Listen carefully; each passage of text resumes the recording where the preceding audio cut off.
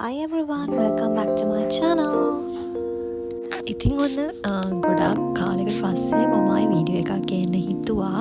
ඇත්තටම ඉතින් මේක මේ ඔයාලා ඔන්න ගොඩ දෙනෙක් ආසාවෙන් බලාගෙන හිටපු chance එකක් ඔන්න මේ අවුරුද්දේ ඇවිල්ලා තියෙනවා. ඒක ගැන කියන්න තමයි මම මේ වීඩියෝ එක අරගෙන ආවේ. මේ වෙනකොට මම හිතන්නේ ඔයාලා ගොඩ දෙනෙක් දන්නවත් ඇති, දන්නේ නැහැ වෙන්නත් පුළුවන්. ඔන්න අපව Sri Lankan airlines cabin crew vacancies වලට ඇඩ්වර්ටයිස්මන්ට් එක දාලා තියෙනවා යාළුවගේ වෙබ්සයිට් එකේ. ඔන්න ඉතින් මෙච්චර කල් ආසාවෙන් cabin crew කෙනෙක්, එහෙම නැත්නම් ඔයාලගේ භාෂාවෙන් කියනවා නම් එයා හොස්ට් කෙනෙක්, ගුවන් සේවිකාවක් වෙන්න ආසාවෙන් හිටපු අයට ඔන්න අපව chance එකක් තියෙනවා මේ අවුරුද්දේ apply කරලා බලන්න. ඉතින් ඔයාලට හරිම ලේසියෙන් මේකට apply කරන්න පුළුවන්. මම කියන්නම් කොහොමද මේකට apply කරන්නේ කියන එක මේ වීඩියෝ එක ඇතුළතදී. ඉතින් ඔයාලට අතන මේකට apply කරන්න පුළුවන්. මම මේ වීඩියෝ එකට යටින් link එකක් දාලා තියෙනවා. ඒ link එකට ගියාම එයාලගේ advertisement එක දාලා තියෙන තැනට ඔයාලා යනවා. එතනින් ඔයාලට apply කරන්නත් පුළුවන්. එහෙම නැත්නම් Sri Lankan airlines official web page එකට ගිහිල්ලා එතන careers කියන තැන බලන්න. එතනින් ඔයාලට පුළුවන් මේ job එකට apply කරන්න. ඉතින් ඔයාලට පේනවා මම මේ පහළ දාලා තියෙන link එක click කරාම ඔයාලට මෙන්න මේ page එකට තමයි එන්නේ. ශ්‍රී ලංකන් careers කියන page එකට. ඉතින් මේකෙදි කියන්න ඕනේ අතන මේ පාර මේගොල්ලෝ vacancies දාලා තියෙන්නේ female cabin crew වලට තමයි, specially for female cabin crew. ඉතින් මේ page එකට ආවට පස්සේ අපිට පේනවා මේකේ විස්තර පහල දාලා තියෙනවා. job එකේ details මොනවද, closing dates මොනවද, එතකොට මොනවද ඔයාලගේ තියෙන්න ඕනේ requirements, ඒ වගේ දේවල් ඔක්කොම මේ page එකේ දාලා තියෙනවා.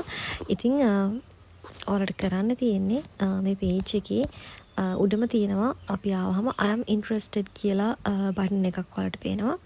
ඉතින් මේ I am interested කියන බටන් එක ක්ලික් කරාම ඔයාලව එනවා application එකක් fill කරන්න, කියන්නේ form එකක් වගේ තියෙන page එකකට තමයි ඔයාලා වෙන්නේ.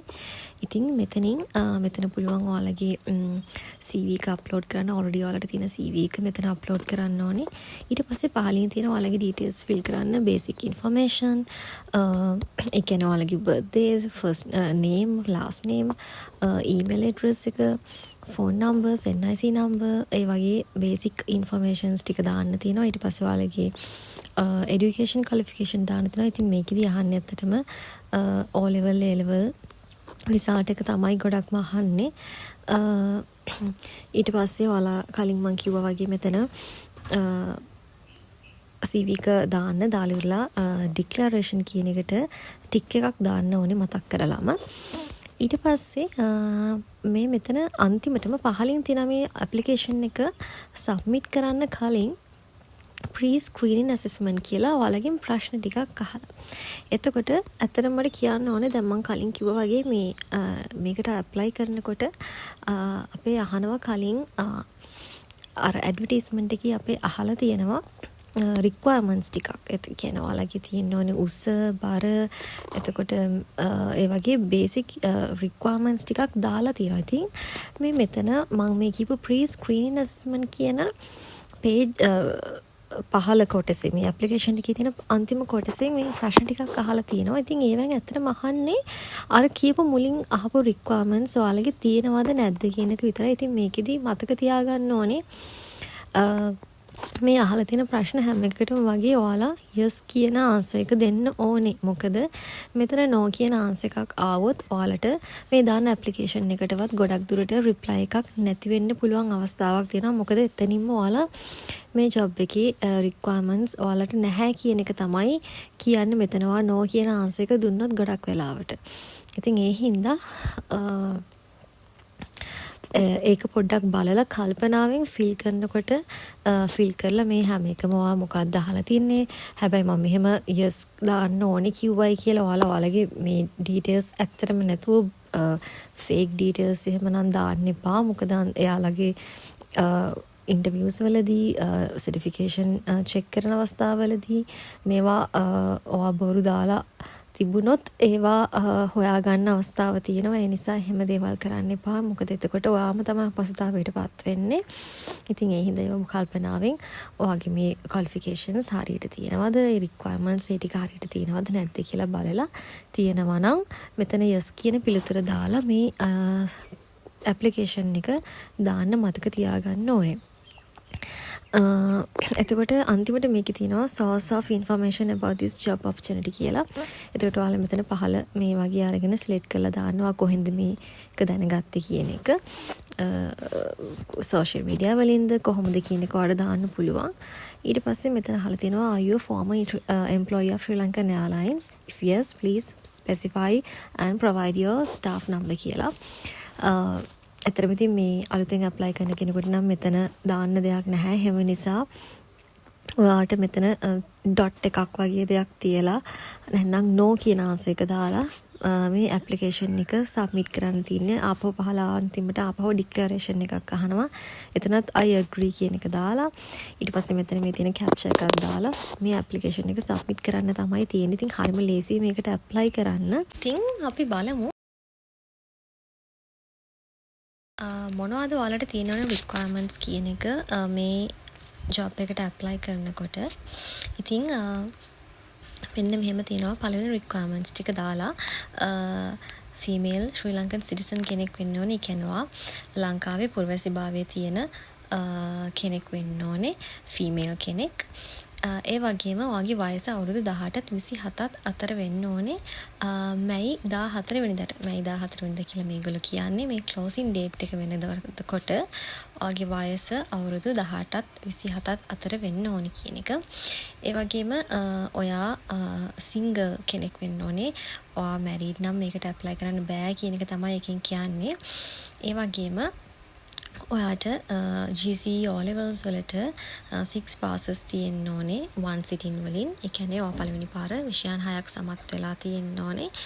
ඒ වගේම ඉංග්‍රීසි වලට තියෙන්න ඕනේ ක්‍රෙඩිට් එකක්. මේක පළවෙනි පාරම වෙන්න ඕනේ නෑ. ඔයා දෙවෙනි පාර තුන්වෙනි පාර ලියලා හරි ගත්ත C එකක් වුණාට කමක් නැහැ. ඉංග්‍රීසි වලට හැබැයි C එකක් තියෙන්න ඕනි කියලා තමයි කියන්නේ. ඒ වගේම ඔයාට හොඳට ඉංග්‍රීසි කතා කරන්න පුළුවන් කමක් තියෙන්න ඕනේ. ඇත්තටම ඉතින් මේක අපි දන්නවා අපි ලංකාවේ මිනිස්සු ඒ නිසා ඔයාලා ප්‍රැක්ටිස් කරලා හදා ගන්න ඕනේ දෙයක් මේ ඉංග්‍රීසි වලින් කතා කරන්න පුළුවන් වෙනවා කියන එක. ඒ වගේම ඔයාට තව මොන හරි වෙන ලැන්ග්වේජ් එකක් පුළුවන් නම් ඒක ඔයාට වැදගත් වෙනවා මේ ඉන්ටර්වියු එකේදී කියන එකත් මෙයාලා මෙතන මෙන්ෂන් කරලා තියෙනවා.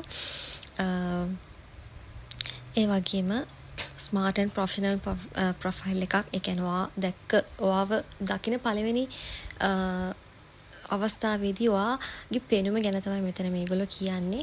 ඒ කියන්නේ ඉතින් අපි හැමෝම දන්නවා ඉන්ටර්වියු එකකට යන්න කොහොමද ස්පෙෂලි කැබින් ක්‍රූ ඉන්ටර්වියු එකකට අපි යද්දී අපි වඩාත් හොඳයි ශ්‍රී ලංකාවේ මේ ශ්‍රී ලංකන් එයාර්ලයින්ස් නිසා අපි ගර්ල් කෙනෙක් දැන් මේක ඇත්තටම දාලා තියෙන ලේඩීස්ලට ගර්ල්ස්ලට නිසා ඔයාලා කැන්ඩියන් එකක් ඇඳලා කොණ්ඩේ විදිහට ලස්සනට හදලා පොඩි මේකප් එකක් දාලා ඒ විදිහට යනවා නම් තමයි මෙතන හොඳ. එතකොට ඔයාගේ අපියරන්ස් එකකින් ඔයාගේ ෆස්ට් අපියරන්ස් එක කියන්නේ ඔයාගේ love at first sight වගේ තමයි අතරම මෙතන කියන්නේ. ඔයාව දකින පළවෙනි අවස්ථාවේදීම යාලට ඉම්ප්‍රෙස් වෙන විදිහට ඔයා යන්න මතක තියාගන්න මේ ඉන්ටර්වියුස් වලට යනකොට. ඊට පස්සේ මෙතන යාලගේ උස බර රික්වයර්මන්ට්ස් මොනවද කියලා දාලා තියෙනවා. එතකොට අවම උස සෙන්ටිමීටර් 157.5ක් හරි. එහෙම නැත්නම් ආම් රීච් එක. ඒ කියන්නේ ඔයා ඇඟිලි වලින් ඉස්සුනහම ඔයාගේ අතේ සෙන්ටිමීටර් 212ක් තරම් උසට රීච් වෙනවා නම් ඒ කියන්නේ සෙන්ටිමීටර් 212ක් දුරට ඔයාගේ අත රීච් වෙනවා නම් ඔයා ඉස්සුනහම ඒ කියන්නේ මේ උස නැතත් මේ 157.5යි කියන උස නැති වුණත් ඔයා ටිප් ටෝස් වලින් ඒ කියන්නේ ඇඟි වලින් ඉස්සුනහම ඔයාගේ අත සෙන්ටිමීටර් 212ක් උඩට ඒ ප්‍රමාණයට උස්සන්න පුළුවන් නම් ඕකේ කියන එක තමයි මෙතනින් කියන්නේ. එතකොට ඔයාගේ BMI එක හරියට තියෙන්න ඕනේ උසට සරිලන බරක් කියන එක තමයි කියන්නේ.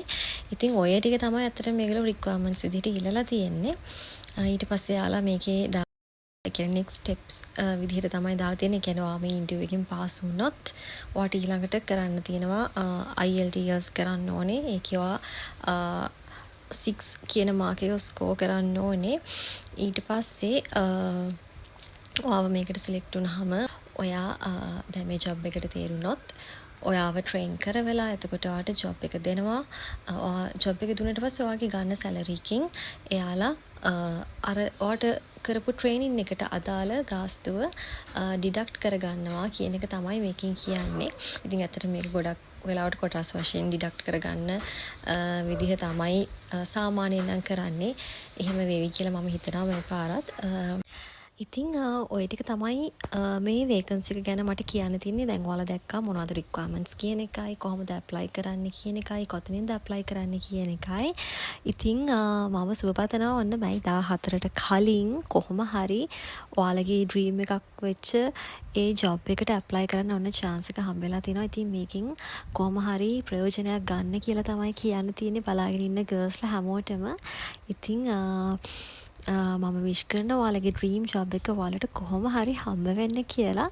ඉතින් good luck guys.